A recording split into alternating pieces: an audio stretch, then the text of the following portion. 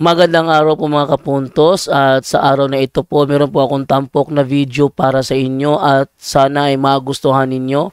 Kaya sa mga bago pa po sa aming channel, please po don't forget to hit the subscribe button at ang notification bell para maging notified kayo sa bawat video na ilalabas ko sa channel na ito. At bilang kahilingan po ng punto por punto team at naway maintindihan po ninyo, sana po wag nyo pong i-skip yung mga ads sa aming mga video. Sa maliit na bagay na po na yan, malaking tulong po yan sa ating programa at sa ating ministry. Sana po maunawaan po ninyo. Maraming salamat po, kaya wag na po natin patagalin. Simulan na po natin.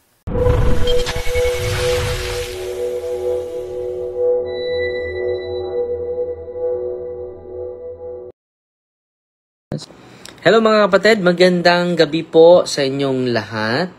Kumusta po kayo? At sana nasa mabuting kalagayan po kayo. And then, quick live lang po tayo. Maganda po ito na reflection po na aklat. Very very helpful, very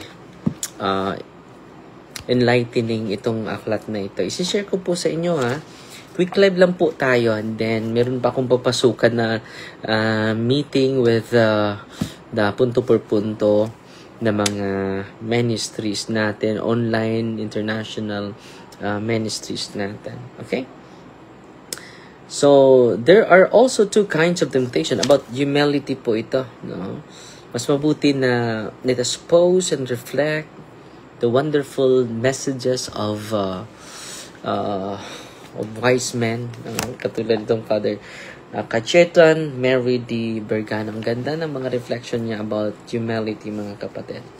There are also two kinds of temptation, those that come to us through the wickedness of the evil one, and those which we go in search of ourselves in our own weakness and malice. But against either there is no better safeguard than humility. Wala nang iba po yung safeguard, yung protection natin. This only humility. Humility causes the evil one to flee. So, tatakbo yung mga demonyo sa mga tao na laging nagpapakumbaba. Because he cannot face the humble. So, ang demonyo hindi makapag face to face sa demonyo. No? On account of his great pride, because of his great pride, sobra ng pagpataas sa kanyang sarili. No? Yan ang rason. It causes every temptation to vanish suddenly because there can be no temptation without a touch of pride. So, kung merong temptation, mga kapatid, maging effective yun without it causes every temptation to vanish suddenly because there can be no temptation without a touch of pride. No? Kung meron tayong pride, no, nakukuha tayo sa ating kaaway. Temptation arise against purity or against faith or any other virtue.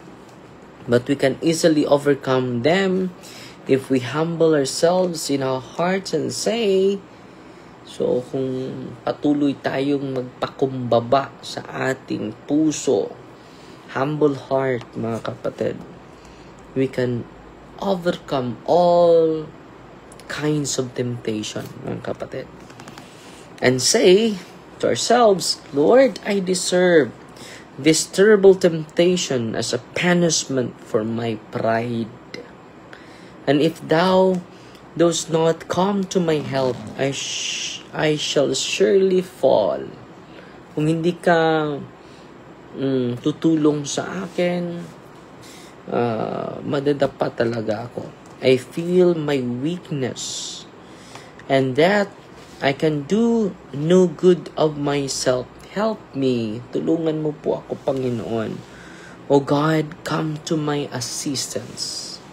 O Lord, make help make haste to help me. Psalm 69 verse 2.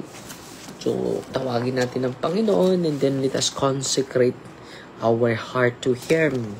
No? Oh God, come to my assistance. Ito yung ipagdasal natin sa evening prayer natin. Oh Lord, make haste to help me. Huwag kang mag-delay sa pagtulong sa amin, sa pagtulong sa akin, sa pagtulong sa bawat isa sa amin. Oh God, come to my assistance. Oh Lord, make haste to help me. Psalm 69 verse 2. The more a soul humbles itself before God, the more God comforts that soul with His grace. So kung patuloy tayong mag-recognize sa ating kababaan, mga kapatid, ang Panginoon ay magbigay sa atin ng consolation, comforts that soul sa ating kaluluwa. It comforts us with His grace, mga kapatid. And as much as God is with us, who shall prevail against us? Kung ang Panginoon ay laging nasa atin, who will be against us? Bakit tayo natatakot? Bakit nawalan ka ng pag-asa? Bakit nawalan ka ng pananampalataya? If God is with us, who shall prevail against us? The Lord is the protector of my life. Whom shall I be afraid? Oh, ang ganda ng sinasabi ni David, no? King David. Psalm 26 verse 1. Ulitin ko, ang ganda nito. The Lord is the protector of my life. Of whom shall I be afraid? Bakit ba tayo matatakot, mga kapatid?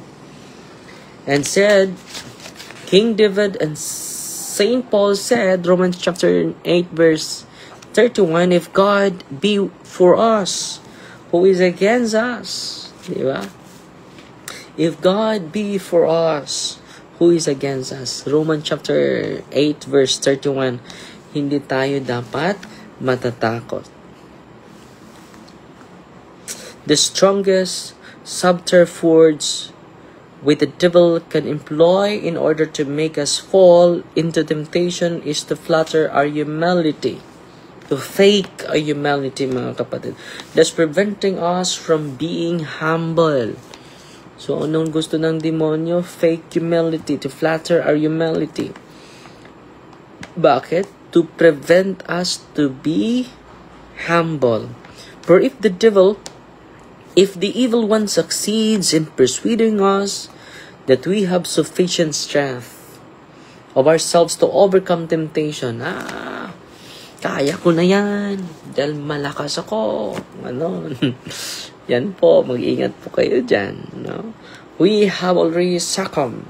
And those succumbed of whom it was written that the Lord humbled them that presume of themselves and glory in their own strength. So, wag kang mag-rely sa lakas mo. Wag kang mag-rely sa kaalaman mo. Wag kang mag-rely sa kapangyarihan mo. Huwag kang mag-rely sa sarili mong lakas, mga kapatid. Charity never grows cold, nor fervor tepid, except from lack of humility. Let us stand on our own guard, clad in the armor of humility, and that will be sufficient. Kung patuloy tayo, mga kapatid, na magpakumbaba sa ating sarili at let us entrust everything to the Lord, no? And that will be sufficient. Entrusting everything to the Lord and nothing to be feared of, nothing to be afraid of, entrusting everything to Him. God will help us in the measure in which we are humble. And with His help, we shall be able to say, I can do all things in Him who strengthens me. Wow! I can do all things in Him who strengthens me. Philippians chapter 4 verse 13. Ang ganda, no? Sana po ay na-inspire po kayo ngayon. Simple lang po yun na messages, but grabe. No?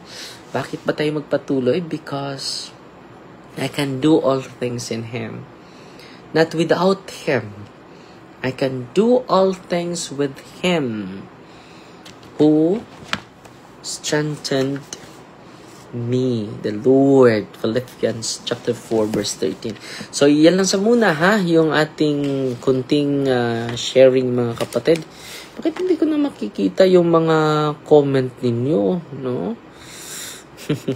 Salamat sa mga star senders natin, no? Si Striber Crystal, wow, 500 stars. Salamat sister. Si Ami Dakuba na Elga. Good evening Father, watching from Cebu City, 100 stars. Si Gladys Pinili, 50 stars. Si Lynn Tababa, 100 stars. Si Sheila Love, good evening Father D, 200 stars. Salamat po. Parang hindi ko makita yung mga comment niyo. Anong nangyari sa Facebook ngayon? So, papasok muna ako. Ay din mag-relive at tayo. May share po ako sa inyo. Ang ganda po. And then, meron din ako naranasan in relation to it. In relation to this book, mga kapatid. Okay? Fighting Maria, tatak safety with a humble heart. In the name of the Father, and of the Son, and of the Holy Spirit. Amen. Our Father, who art in heaven, hallowed be the name, the kingdom come, the will be done on earth as it is in heaven. Give us this day our daily bread, and forgive us our trespasses, as we forgive those who trespass against us. And lead us not into temptation, but deliver us from evil. Amen. Hail Mary, full of grace, the Lord is with you. Blessed are you among women, and blessed is the fruit of the womb, Jesus. Holy Mary, Mother of God, pray for us sinners now and the hour of our death. Amen. In the name of the Father, and of the Son, and of the Holy Spirit. Amen. God bless.